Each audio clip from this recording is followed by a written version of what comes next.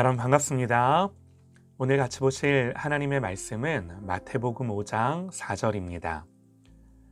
애통하는 자는 복이 있나니 그들이 위로를 받을 것이며. 아멘. 애통하는 자라는 제목으로 하나님의 말씀 듣겠습니다. 사람의 생각과 행동의 뿌리가 무엇인가? 어떤 사람으로 하여금 그렇게 행동하고 그렇게 살게 하는 것이 무엇인가? 그건요, 마음입니다. 그 중에서도 우리의 영이 자리하는 곳, 심령입니다. 그래서 심령은 사람의 생각과 정서와 의지까지 주관하는 마음의 핵심 자리예요. 이 심령은 눈에 보이지 않죠. 그러나 심령은 반드시 눈에 보이는 것들로 표현됩니다. 심령의 상태가 곧 우리의 모습인 거죠. 그 심령이 상해 있으면 반드시 상한 생각과 상한 행동과 말들이 나오는 거예요. 뿌리가 상해 있는데 그 줄기와 잎이 건강할 수는 없습니다. 한 사람이 살아온 삶은 그의 심령이 그린 궤적이에요. 다른 것일 수 없어요. 그래서 심령이 가난할 때 나타나는 외적 표징이 바로 애통입니다. 심령이 가난한 자는요, 반드시 애통하게 되는 거죠. 그래서 주님은 말씀하십니다. 가난한 심령에서 나오는 그 애통함이 복되다고. 그런데 잘 동의가 안 되죠. 어떻게 슬퍼서 우는 것이 복이 될 수 있을까요? 과연 애통하는 자들이 누구이기에 주님은 그들이 복되다고 말씀을 하셨을까요? 우선 우리가 생각하는 애통이 뭔가? 슬픈 거죠. 세상에는 슬픈 일이 참 많습니다. 누구나 인생길에서 많은 눈물을 흘리고 고통을 겪습니다. 그런데 주님이 말씀하신 애통이 단순히 그런 슬픔들이겠습니까? 주님이 말씀하신 애통은요, 세속적인 이유가 아니라 신앙적인 이유입니다. 비록 인간적인 연약함으로 울기 시작했을지라도 그 울음 속에서 결국에는 하나님을 바라보며 우는 것입니다. 육신적이고 세상적인 이유에서 시작은 했으나 영적인 이유로 울게 되는 거죠. 성경을 보면요, 그런 사람들이 참 많아요. 누가복음 22장 62절에요. 밖에 나가서 심히 통곡하니라. 이게 누구의 이야기인가요? 베드로입니다. 예수님을 3번 부인하고 닭이 울자 주님 하신 말씀 생각나서 자기의 연약함 때문인지 아니면 예수님에 대한 미안함 때문인지 모르겠지만 통곡하며 울었다고 합니다. 또 사무엘상 1장 10절에요. 한나가 마음이 괴로워서 여호와께 기도하고 통곡하며. 한나가 통곡합니다. 왜 그런가요? 지극히 개인적인 이유 때문이었어요. 아이를 갖지 못하는 아픔 때문에 또 억울하고 분해서 우는 거죠. 마가복음 5장 38절에요. 회당장에 집에 함께 가사 헌화함과 사람들이 울며 통곡함을 보시고. 회당장 야이로의 딸이 죽었을 때 사람들이 죽음 앞에 통곡합니다. 인간의 보편적인 슬픔이에요. 또 에스더 4장 1절에요. 모르드게가 이 모든 일을 알고 그 옷을 찢고 굵은 배를 입으며 죄를 무릅쓰고 성중에 나가서 대성통곡하며. 여기서 모르드게는요, 자기 민족과 백성의 위기를 보며 통곡합니다. 그리고 열왕기하 20장 3절에는요. 여호와여 구하오니 내가 진실과 전심으로 주 앞에 행하며 주의 보시기에 선하게 행한 것을 기억하옵소서 하고 심히 통곡하더라. 이건 누구의 통곡인가요? 히스기야 왕이 병들어 죽게 되었을 때 하나님 앞에서 자기를 돌아봐 달라고 통곡합니다. 여러분, 이 외에도요, 너무나 많습니다.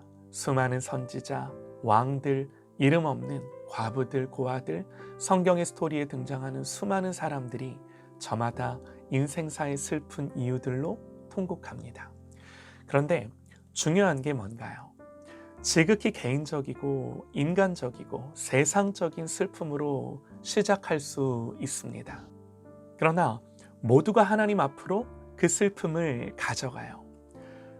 전도서에서 이렇게 말씀을 합니다. 하나님께서 행하시는 일을 보라. 하나님께서 굽게 하신 것을 누가 능히 곧게 하겠느냐. 형통한 날에는 기뻐하고 곤고한 날에는 되돌아보아라. 이 두 가지를 하나님이 병행하게 하사 사람이 그의 장래의 일을 능히 헤아려 알지 못하게 하셨느니라. 말씀처럼 곤고한 날에 되돌아보는 거죠. 우리에게 곤고한 날을 주사 마음을 가난하게 하셔서 결국에는 하나님 앞에서 슬퍼하며 애통하게 하시는 것이 은혜인 줄 믿습니다. 왜 은혜인가요? 앞에서 말씀드린 성경의 인물들을 생각해 보시죠. 베드로의 통곡은요, 실패와 부끄러움 속에서도 은혜를 주시며 다시금 일으키시는 주님의 은혜를 경험하는 통로가 되었고요. 한나의 통곡은요, 사무엘이라는 이스라엘의 위대한 선지자를 낳고 기르는 계기가 되었고요. 모르드게의 통곡은요, 결국에 한 민족을 구원하는 통곡이 되었고요. 히스기야의 통곡은요, 죽을 병에서 건지시며 치유하시는 하나님의 은혜를 경험하는 그런 통곡이 되었습니다. 그러면 결론은 자명합니다.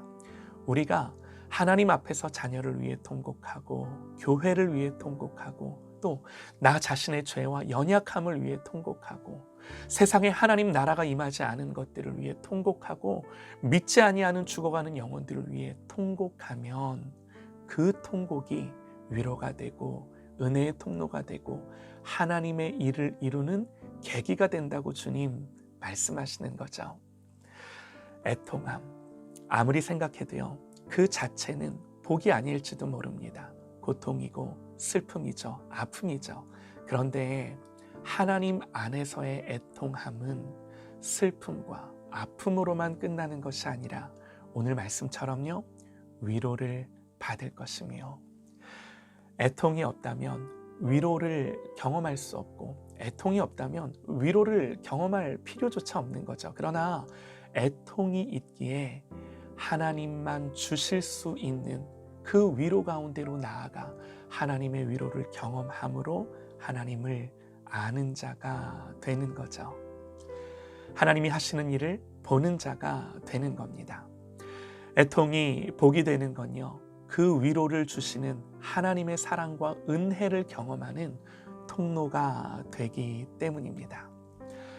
세상에서 너무나도 애통한 삶을 살았던 사람이 한 분 계시죠? 그는 육체에 계실 때에 자기를 죽음에서 능히 구원하실 이에게 심한 통곡과 눈물로 간구와 소원을 올렸고 그의 경외하심을 인하여 들으심을 얻었느니라. 누구신가요? 예수님이시죠. 그야말로 애통함을 아는 분이세요. 히브리서 4장 15절에 예수님을 이렇게 소개합니다. 우리에게 있는 대제사장은 우리의 연약함을 동정하지 못하실 이가 아니요 모든 일에 우리와 똑같이 시험을 받으신 이로되 죄는 없으시니라. 이 말씀을 대하며 이런 생각이 들었습니다. 우리와 똑같이 연약하신데 죄는 없으시다? 우리 주님이 경험하신 유혹과 인간의 연약함에서 겪으셨던 그 한계가 어디까지셨을까? 우리는 죄로 인해 그 한계에 가보지도 못하고 넘어지고 쓰러집니다. 그러나 주님은요, 그 모든 죄의 막다른 곳까지도 가시면서 경험하시고 이기시고 죄가 없으신 하나님으로 우리 앞에 서시는 거죠. 주님은 인간이 경험하는 모든 아픔과 고통을 겪으신 사람이 되신 하나님이세요. 아버지 하나님도 마찬가지시죠. 사람이 겪을 수 있는 슬픔 중 자녀를 먼저 보내는 슬픔만큼 큰 슬픔도 없을 것입니다. 놀랍게도요, 그 슬픔을 아시는 분이 우리 하나님 아버지세요. 우리 아버지 하나님이 세상사 속에서 겪게 되는 모든 슬픔들, 아픔들을 아십니다. 그러므로 우리는 뭐 해야 되는 사람인가? 뭘 할 수 있는 사람인가? 슬프면 슬프다고, 아프면 아프다고 하나님께 나아가는 거죠. 그리고 개인적이고 인간적인 슬픔으로 시작했으나 하나님 앞에서 그 슬픔들로 인해 자기 자신의 모습을 보며 죄를 깨닫고 자복하며 애통하는 거죠. 애통하는 자는 복이 있나니 저희가 위로를 받을 것이다. 친히 우리 삶의 모든 애환과 애통함이 무엇인지 너무나도 나를 잘 아시는 우리 하나님이 우리를 위로하십니다. 이 애통함으로 모든 일에서 하나님의 위로를 경험하는 저와 여러분 되시기를 간절히 소망합니다. 오늘도 애통할 일이 많나요? 그것이 은혜로 여겨지는 복된 하루 되시기를 간절히 소망합니다.